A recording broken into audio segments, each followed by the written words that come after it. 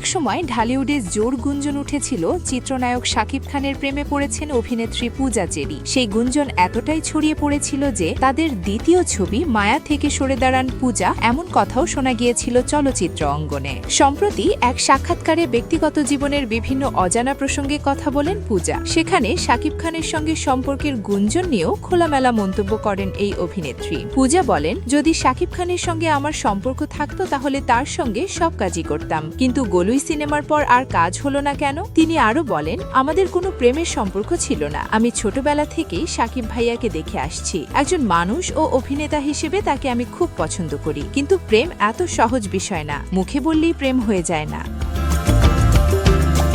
তবে কাজের ক্ষেত্রে দুজনের বোঝাপড়া ভালো ছিল বলেও জানান পূজা। তার ভাষায়, আমাদের মধ্যে ভালো বোঝাপড়া ছিল। আসলে আমি যাদের সঙ্গেই কাজ করি সবার সঙ্গে ভালো বোঝাপড়া রাখার চেষ্টা করি। গুঞ্জন প্রসঙ্গে পূজা বলেন, আমার মনে হয় আমরা যদি ধোয়া তুলসী পাতাও হই, দর্শক নেতিবাচক ভাবেই নেবেন। ওদের মধ্যে প্রেম আছে। আমি ব্যক্তিগতভাবে চাইছিলাম কোনো স্ক্যান্ডালে না জড়িয়ে নিজের মতো করে কাজ করতে। শাকিব ভাইয়াও তার মতো কাজ করুক। এত স্ক্যান্ডাল নিয়ে কাজ করা কঠিন।